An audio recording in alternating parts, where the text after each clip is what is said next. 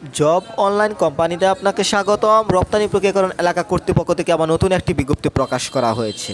Hello everyone, আসসালামু আলাইকুম। আমি আবার একটি সরকারি নিয়োগ নিয়ে আপনাদের মাঝে চলে আসছি। এখানে সকল জেলার নারী এবং পুরুষ উভয়ই আবেদন করতে পারবেন এই সার্কুলারটিতে। আপনি যেই চ্যানেল থেকে ভিডিওটি দেখছেন, এই চ্যানেলে শুধুমাত্র সরকারি নিয়োগগুলি আপলোড করা হয়ে থাকে।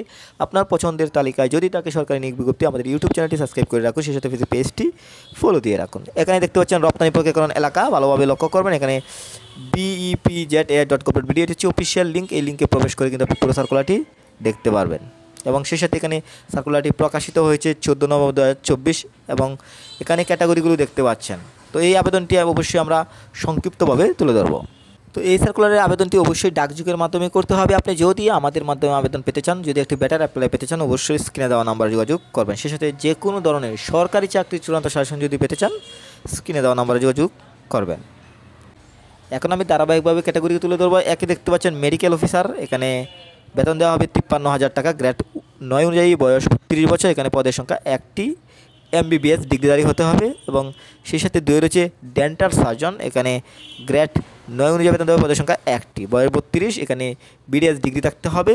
এরপর দেখতে পাচ্ছেন 3 রয়েছে ডেন্টাল টেকনোলজিস্ট, এখানে বেতন স্কেল দেখতে পাচ্ছেন গ্রেড 11 অনুযায়ী, পদের সংখ্যা একটি, 30 বছর। এখানে সরকারি স্বীকৃতিপ্রাপ্ত প্রতিষ্ঠান হইতে 3 বছর মেয়াদী ডিপ্লোমা ইন মেডিকেল টেকনোলজি থাকতে হবে। 4 রয়েছে ল্যাব টেকনোলজিস্ট, বেতন স্কেল দেখতে পাচ্ছেন এখানে গ্রেড 11 অনুযায়ী, পদের সংখ্যা একটি, বয়স 30, এখানে একই যোগ্যতা হতে হবে। সেই সাথে এখানে 5 দেখতে পাচ্ছেন রিসেপশনিস্ট, এখানে কম্পিউটার এন্ট্রি অপারেটর, এবং এখানে দেখতে পাচ্ছেন 11, একটি এবং বয়স 30, স্নাতক ডিগ্রি থাকতে হবে।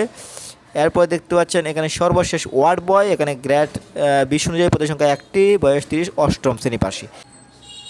এখন সার্কুলারটিতে আদার্স টার্মস অ্যান্ড কন্ডিশন বলে দেবো। সরকার কর্তৃক নির্ধারিত চাকরির আবেদন ফর্ম দরখাস্ত আগামী 13 ডিসেম্বর 2024 তারিখের মধ্যে সদস্য সচিব, Adamjee EPZ medical central trustee board এবং আদমজি ইপিজেড, আদমজি নগর, নারায়ণগঞ্জ, এখানে যে বরাবর অফিস চলাকালীন সময়ের মধ্যে পৌঁছাতে হবে। এখানে যে সময়কাল দেখতে পাচ্ছেন, এই সময়ের মধ্যে কিন্তু আপনার আবেদনপত্র পাঠাতে হবে। অবশ্যই কিন্তু আপনি এখানে আবেদন ফর্মটি পেয়ে যাবেন। এই যে লিঙ্ক রয়েছে, এই লিঙ্কটির মধ্যে ভালোভাবে দেখে নেবেন। এছাড়া কিন্তু সার্কুলারটিতে আদার্স টার্মস অ্যান্ড কন্ডিশন রয়েছে, এখানে বিষয়টি ভালোভাবে লক্ষ্য করবেন।